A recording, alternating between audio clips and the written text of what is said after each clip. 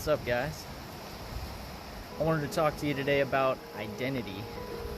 This was an important one for me to learn. What's interesting is that it's not real.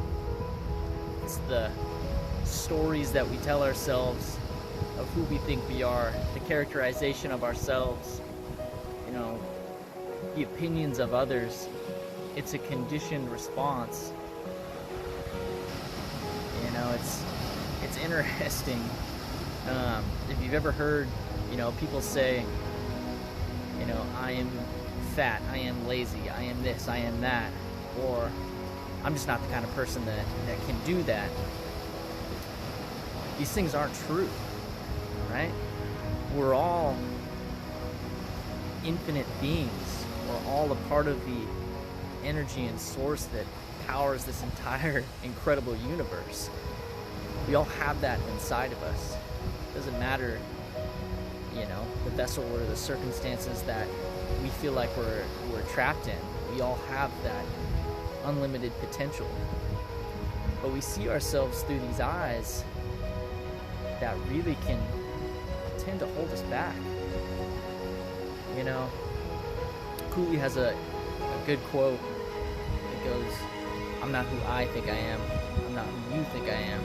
I'm who I think you think I am." We're in this constant, reflection and projection of ourselves, ultimately, again, creating our experience. And identity is this incredible thing because it acts like a thermostat in your life.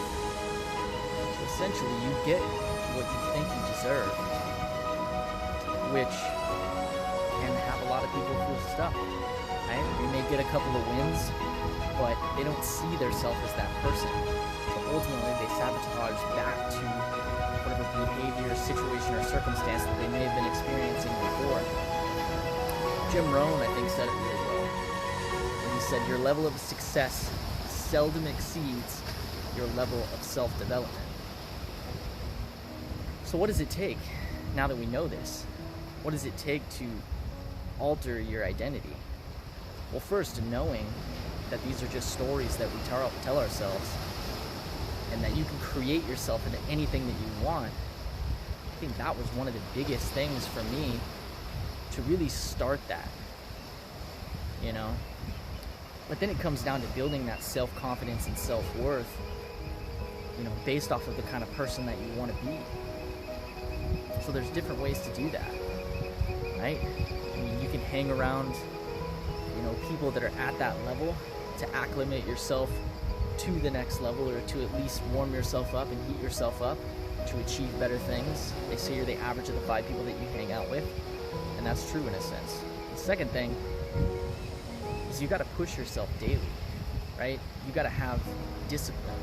You got to keep the promises to yourself, the small things, right? Not just things that you have to do, but those things that you feel like you should do, but you're not. You got to turn those things into, I must do them. But take it a step at a time. Say, this is something I've been telling myself for a long time that I should do, but I haven't. Take that step to go in that direction. Face that fear, whatever that is, whatever's been holding you back, take a step, right? One step, then take another, then another, then another. And pretty soon you're going to gain momentum and you're going to tackle another one, and then another one. And those small steps, those hurdles, facing those challenges, is what's going to continue to build that self-confidence and self-worth, right? You're going to start shaping this new identity of who you think you can become. And I think that's pretty incredible. I wake up 5 o'clock every morning. I have a certain morning routine. I don't check any messages or emails or anything like that for 30 minutes to an hour. I digest some sort of positive content. I'm a bit of a self-development junkie, know that. Some people aren't, but I digest some sort of content, whether it's a book or a podcast or something to get my mind right. I express some sort of gratitude for what I already have. Immediately after that, I go to the gym, right? I spend the time there working hard, not just dilly-dallying between sets, actually pushing myself to that limit and beyond as far as I can go, challenging myself with my mental toughness and physical endurance, right? Resilience, grit, to be able to take that and maneuver it into the rest rest of my day. I follow that immediately with a cold shower, right? I hated those at first. I did not want to do that at all. But there's so many massive benefits to that. And again, it's that mental override. It's giving yourself the confidence to do the things that you don't want to do, right? As David Goggins would say, it's callousing your mind, callousing your victim's mentality, right? That's what's going to continue to push you. These are all things that can continue to help to shape your identity.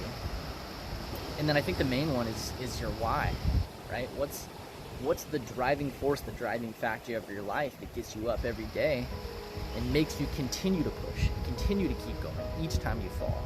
Because the crazy thing about it, is if you want to do something that you've never done before, you're going to suck in the beginning, right? Everybody's going to suck in the beginning. That's just the way that it works. Nobody comes at it and it's just at, peak performance right off the bat. You have to work your way at it, right? So failure is a must. Failure it's expected. But that's what's amazing, is because you're failing your way forward. Every time you fail, you learn, right? It's part of the process, just like in the gym. And every time you do that, it's a building block for your identity. It's a building block for your success. And then it comes down to skill acquisition. What can you do to acquire the skills to be the person that you want to be? Because if you're not yet experiencing the things that you want, it's because you're not the person that is able to experience those things, that is able to achieve those things. So you have to gain as many skills as possible. You have to test yourself to be able to continue to push and grow yourself to that next level to have that thing, whatever it is that you want. Ed Milet, one of my favorite dudes, he's got an interesting look at the afterlife. He says his interpretation of heaven and hell is, you get to the end of your life and you meet, the God or source or whatever it is that you believe in, and he comes up to you and he says, "Hey, great, I'm glad you're here. I'm glad you made it to the end of your life. Let me introduce you to the person that you could have become, you were supposed to become." And he said, hell is meeting that person and they're complete strangers. He said, heaven is meeting that person and they're identical twins. He pushed himself, in his words, he maxed himself out. He wrung himself out to his complete and total potential. What's crazy is we don't even know what that is. We have to just follow our heart, follow our intuition, find what lights you on fire, find your passion, and go after that thing, right? Don't let anything hold you back. Don't let anyone hold you back. Chase that thing, right? Just like Excalibur, right? How are you going to pull that sword from that stone? You got to be the person that deserves it. But you only got to prove that to yourself. So get out there. Tackle your fears. Tackle your goals. Do the work. Make it happen every single day. Because that's what it takes. And you'll be surprised. You'll be surprised at what you can accomplish. Have a good one, my friends. Bless you all.